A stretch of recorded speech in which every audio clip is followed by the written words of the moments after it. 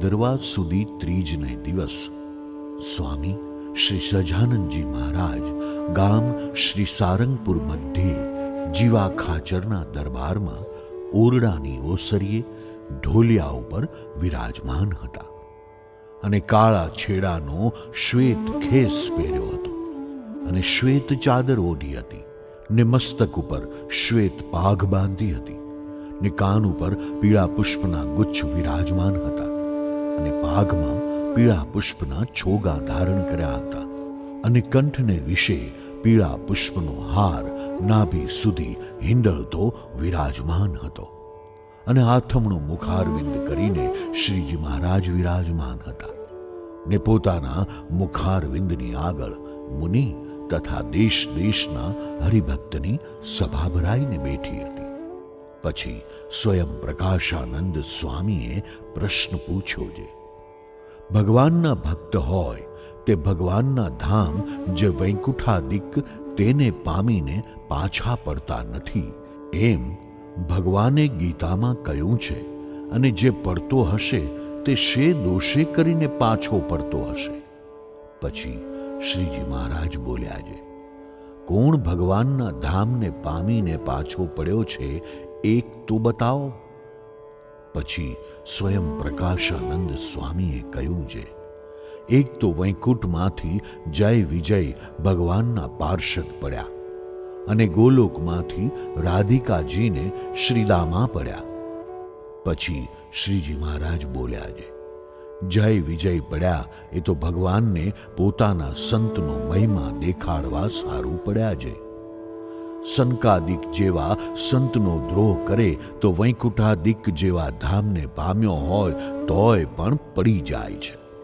અને જય વિજય તો પાછા ત્રીજે જન્મે ભગવાનના વૈકુંઠ ધામમાં પહોંચ્યા, માટે એ કાંઈ પડ્યા ન કહેવાય. એ તો ભગવાનની ઈચ્છાએ થયો, અને પડ્યો તો તે કહેવાય જેને પાછો ભગવાનનો સંબંધ જ ન રહે. અને ગોલોકથી રાધિકાજી પડ્યા તે પણ ભગવાનની જ ઈચ્છા હતી, અને પોતાને પણ મનુષ્ય દેહ ધરીને અનંત જીવનો ઉદ્ધાર કરવો હતો, અને પોતાના કલ્યાણકારી જે ચરિત્ર તેને વિસ્તારવા હતા. માટે રાધિકાજીને કોઈ પડ્યા કહે તો ભગવાન પણ તે ભેળે પડ્યા કહેવાય. તે સારું ભગવાનની જ ઈચ્છાએ જે ગોલોકથી પૃથ્વીને વિશે આવ્યા એ તે કાંઈ પડ્યા ન કહેવાય. એ ઠેકાણે તો ભગવાનની જ ઈચ્છા જાણવી. તે ભગવાનની ઈચ્છાએ તો અક્ષરધામમાંથી પણ દેહ ધરે અને જળ હોય તે ચૈતન્ય થઈ જાય, અને ચૈતન્ય હોય તે જળ થઈ જાય. કેમ જે ભગવાન તો અતિ સમર્થ છે, તે જેમ કરે તેમ થાય. પણ તે ભગવાનની ઈચ્છા વિના તો ભગવાનના ધામને પામીને કોઈ પડે જ નહીં. અને જે પડે છે તે તો આધુનિક ભક્ત હોય, તે સાધન કાળમાંથી જ પડે છે. તે તો યોગ ભ્રષ્ટ કહેવાય. પણ વૈરાગ્ય, આત્મનિષ્ઠા, ભગવાનની ભક્તિ અને બ્રહ્મચર્યાદિક જે ધર્મ તેણે કરીને જે સિદ્ધ થાય તે તો જેવા શ્વેત દ્વીપને વિશે મુક્ત છે તે સરખા છે. તે તો કોઈ કાળે પડતા નથી. એવી રીતે શ્રીજી મહારાજ એટલી વાત કરીને પછી બોલ્યા છે, લ્યો હવે અમે એક પ્રશ્ન પૂછીએ. પછી મુનિએ કહ્યું છે, પૂછો. ત્યારે શ્રીજી મહારાજ બોલ્યા છે, મહાભારતના ઉદ્યોગ પર્વને વિશે સનત્સુ જાત ઋષિએ ધૃતરાષ્ટ્ર પ્રત્યે કહ્યું છે જે એક તો પ્રમાદ અને બીજો મોહ, એ બેયનો જે ત્યાગ કરે તો તે સર્વ પ્રકારે ભગવાનની માયાને તરી રહ્યો છે. અને પ્રમાદને મોહ એનું જ નામ માયા છે. માટે આપણે ત્યાગી એવા ભગવાનના ભક્ત કહેવાઈએ છીએ. ને તેમાં જેને પ્રમાદને મોહ વર્તતા હશે ને ભગવાનના મહિમાનું બળ લઈને તે ભક્ત પ્રમાદને ને મોહને ટાળ્યાનો ખટકો નહીં રાખતો હોય, તે ભક્તને દેહ છતે કેવું સુખ હશે અને મરીને તે કેવા સુખને પામશે, એ પ્રશ્ન છે. પછી સ્વયં પ્રકાશાનંદ સ્વામી બોલ્યા છે, જે ભગવાનનો ભક્ત હોય તે ભગવાનનું મહાત્મ્ય અતિશય વિચારીને પ્રમાદ કે મોહ ન ટળે તો પણ તેની કાંઈ ઝાઝી ચિંતા રાખે નહીં. પછી શ્રીજી મહારાજ બોલ્યા છે, ભગવાનનો ભક્ત હોય ને તેને પ્રમાદ અને મોહ વર્તતા હોય ને તેને ટાળ્યાનો ખટકો રાખે તેને ખોટ કેટલી છે? અને જે ટાળ્યાનો ખટકો ન રાખે તેમાં શું વિશેષ છે? પછી સ્વયં પ્રકાશાનંદ સ્વામી બોલ્યા છે, ભગવાનનું બળ રાખે અને સાધનનું બળ ન રાખે માટે એ વિશેષ જ છે. તો પછી શ્રીજી મહારાજ બોલ્યા છે, જેને પ્રમાદને મોહરૂપ શત્રુ રહ્યા છે તોય પણ જે ગાફલ રહે છે તેને તો તમે શ્રેષ્ઠ કહો છો. જેમ પતિવ્રતા સ્ત્રી હોય ને તે પોતાના પતિની બીકે ને પતિવ્રતાનો ધર્મ રાખ્યાની બીકે અતિશય મનમાં ખટકો રાખીને કોઈ પુરુષ સાથે હસીને તાળી લે નહીં, અને તેને એમ મનમાં બીક રહે છે, જો હું ગાફલાઈ રાખીશ તો મારો પતિ મને વ્યભિચારિણી જાણશે તો મારી સેવા અંગીકાર નહીં કરે, એટલે મારે પતિવ્રતાના ધર્મમાં ખોટ પડશે એવું જાણીને મનમાં ખટકો રાખે છે.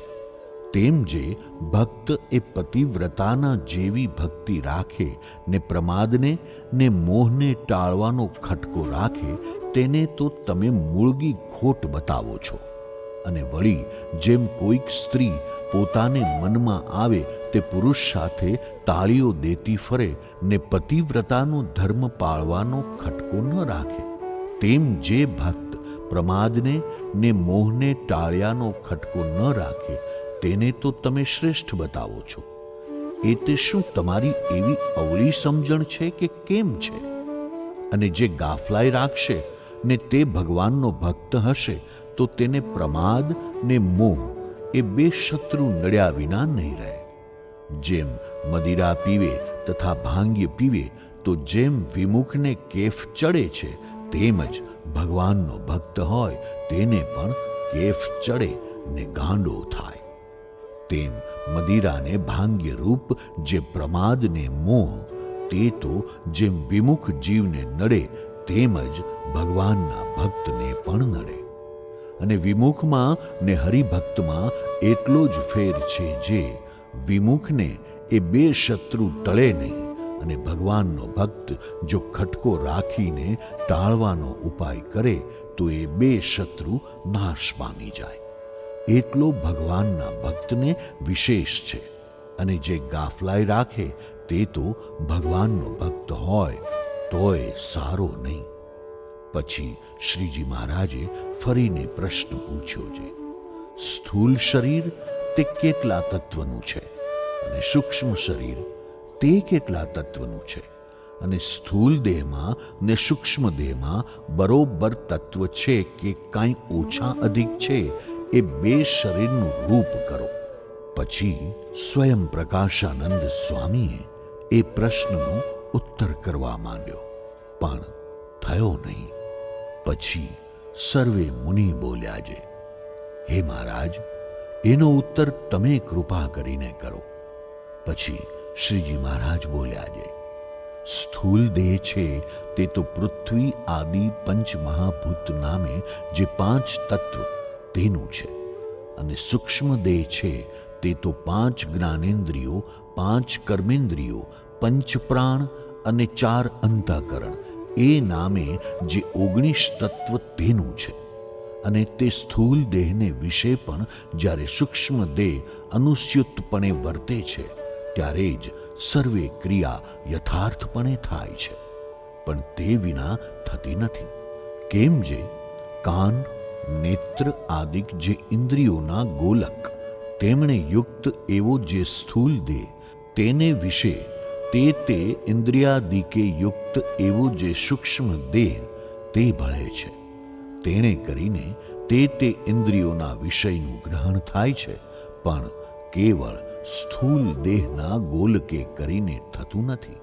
તે માટે પંચતત્વનું જે સ્થૂલ દેહ તેને વિશે 19 તત્વનું જે સૂક્ષ્મ દેહ તે અનુસ્યુતપણે રહ્યું છે.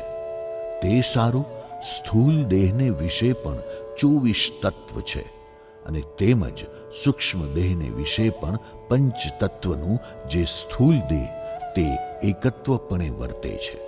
ત્યારે જ સૂક્ષ્મ દેહના ભોગ સિદ્ધ થાય છે. અને સૂક્ષ્મ દેહ 19 તત્વનું છે તેને વિશે પંચતત્વનું સ્થૂલ દેહ ભળે છે. માટે સૂક્ષ્મ દેહ પણ 24 તત્વનું છે. અને જો સૂક્ષ્મ દેહમાં સ્થૂલ દેહ છે તો સૂક્ષ્મ દેહમાં સ્ત્રીનો સંગ કરે છે તેનો સ્થૂલ દેહમાં વીર્યપાત થઈ જાય છે. માટે સ્થૂલ દેહ ને સૂક્ષ્મ દેહની જાગ્રત અવસ્થાને વિશે ને સ્વપ્ન અવસ્થાને વિશે એકતા છે. પછી મુનિએ પ્રશ્ન પૂછ્યો છે, હે મહારાજ, આ તો જેવું સ્થૂલ દેહ છે તેવું જ સૂક્ષ્મ દેહ થયું. ત્યારે જેમ સ્થૂલ દેહમાં કર્મ લાગે છે તેમ જ સૂક્ષ્મ દેહમાં લાગે છે કે કાંઈ ફેર છે? પછી શ્રીજી મહારાજ બોલ્યા છે, સ્થૂલ દેહને વિશે જેવી દ્રઢ પોતાપણાની માનીનતા છે તેવી જ જો સૂક્ષ્મ દેહને વિશે માનીનતા હોય તો જેવું સ્થૂલ દેહમાં કર્મ લાગે છે તેવું જ સૂક્ષ્મ દેહમાં પણ લાગે. અને જે સૂક્ષ્મ દેહના કર્મને અલ્પ કયા છે તે તો જીવને હિંમત દેવા સારું છે.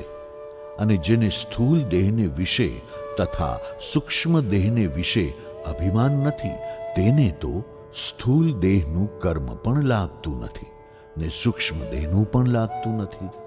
કેમ જે એ તો કેવળ આત્મસત્તા રૂપે જ વર્તે છે. માટે એવા જે આત્મજ્ઞાની હોય તેને તો સ્થૂલ દેહ સંબંધી તથા સૂક્ષ્મ દેહ સંબંધી કર્મ લાગે નહીં. અને તે આ દેહે કરીને અશુભ કર્મને તો કરે જ નહીં. અને પ્રારબ્ધાનુસારે જે સુખ દુઃખ આવે તેને ભોગવે અને ભોગવતો થકો એમ માને જે હું એનો ભોગતા નથી, હું તો આત્મા છું. અને જે અજ્ઞાની દેહાભિમાની હોય તેને તો સ્થૂલ દેહ અથવા સૂક્ષ્મ દેહ સંબંધી સર્વ કર્મ લાગે છે અને તે કર્મ પ્રમાણે સુખ દુઃખને પણ ભોગવે છે. કેમ જે અજ્ઞાની છે તે જે વિષયને ભોગવે તે ભોગવતો થકો પોતાને દેહ રૂપે માનીને એમ માને જે હું વિષયનો ભોગતા છું. પછી જ્યારે અંત સમો આવે ત્યારે તે અજ્ઞાની જીવને તો યમના દૂત દેખાય ને દેહની વિસ્મૃતિ થઈ જાય ને મૂર્છા અવસ્થા આવે છે. પછી તે યમના દૂત દેહને મુકાવીને જીવને જુદો કરે છે ત્યારે એ જીવને પ્રેતનો દેહ બંધાય છે. પછી તે દેહે કરીને યમપુરીના કષ્ટને ભોગવે છે. અને જ્ઞાની એવો જે ભગવાનનો ભક્ત તેને તો અંતકાળે ભગવાન કે ભગવાનના સંત દેખાય છે ને એને પણ દેહની વિસ્મૃતિ થઈ જાય ને મૂર્છા અવસ્થા આવે છે. પછી એ દેહને મૂકીને જુદો થાય છે ત્યારે એ ભક્તને ભગવાન ભાગવતી તનુ આપે છે ને તે દેહે કરીને એ ભગવાનના ધામને વિશે રહે છે. ઇતિ વચનામૃતમ. એવી રીતે સારંગપુરનું 14મું વચનામૃત થયું.